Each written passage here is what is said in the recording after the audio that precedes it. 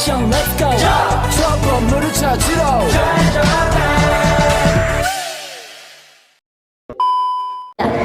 Assalamualaikum warahmatullahi wabarakatuh. Alhamdulillahirabbil alamin wa bihi nasta'in ala umurid dunya waddin. Assalatu wassalamu ala asrofil anbiya'i wal mursalin wa ala alihi wa sahbihi ajma'in. Amma ba'du.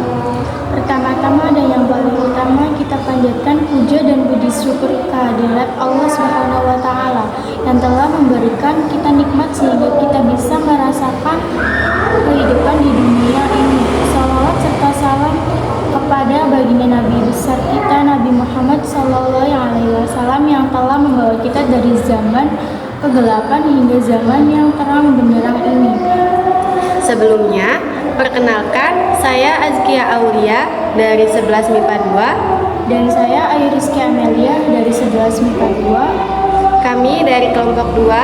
Pada kesempatan kali ini, saya akan memberikan suatu ceramah singkat mengenai akidah dengan tema Hari Akhir yang berjudul Akhirat sebagai Motivasi Menyempurnakan Perbuatan.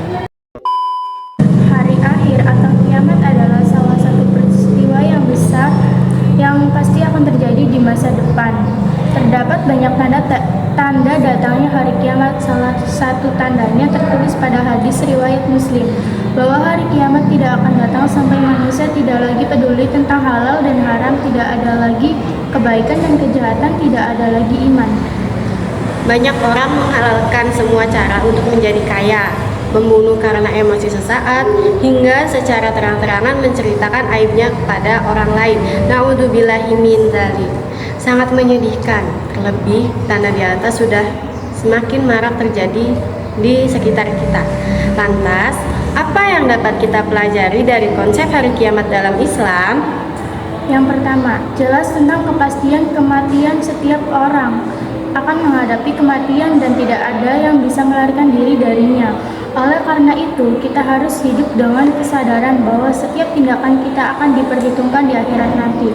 Seperti yang tertulis di Al-Quran Surat Al-Hajj ayat 7, sesungguhnya hari kiamat itu pasti datang, tak ada keraguan di sana.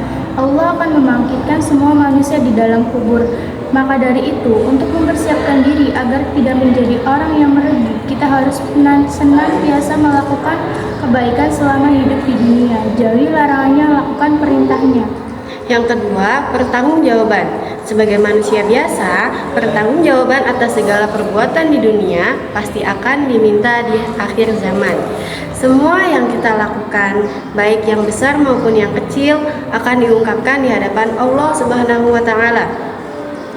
Oleh karena itu, kita harus selalu berusaha untuk bertindak dengan baik, menjauhi dosa, dan melakukan amal soleh. Sebagaimana firman Allah Subhanahu wa taala dalam Al-Qur'an surat Al-Isra ayat 15. Barang siapa yang berbuat sesuai dengan hidayah Allah, maka sesungguhnya dia berbuat untuk keselamatan dirinya sendiri. Dan barang siapa yang sesat, maka sesungguhnya dia tersesat sendiri. Seseorang yang berdosa harus bertanggung jawab atas dosanya sendiri dan tidak bisa menyalahkan dosa orang lain. Dan kami tak akan mengazab seorang pun sebelum kami utus seorang rasul. Yang ketiga, keadilan Allah. Hari kiamat juga menunjukkan keadilan mutlak Allah Subhanahu wa taala. Tidak ada yang akan terlewatkan dalam penghakimannya. Orang yang benar-benar beriman dan beramal soleh akan mendapatkan balasannya yang adil, sementara yang berbuat jahat akan menerima hukumannya yang setimpal. Yang keempat adalah untuk kesadaran diri atas dosa-dosa kita. Mengingat tentang hari kiamat dan kematian dapat menjadikan sebagai pengingat akan dosa-dosa kita yang telah diperbuat. Memang, kita biasanya berpikir bahwa waktu itu masih panjang dan kita juga tidak tahu apa yang akan datang di masa depan. Untuk itu, kita harus banyak berpikir akan dosa yang kita perbuat. Itu juga menjadikan kita motivasi untuk memperbaiki diri ke depannya. Sekian ceramah singkat dari kami, kurang dan lebihnya mohon maaf. Kita ucapkan terima kasih atas perhatiannya. Wassalamualaikum warahmatullahi wabarakatuh.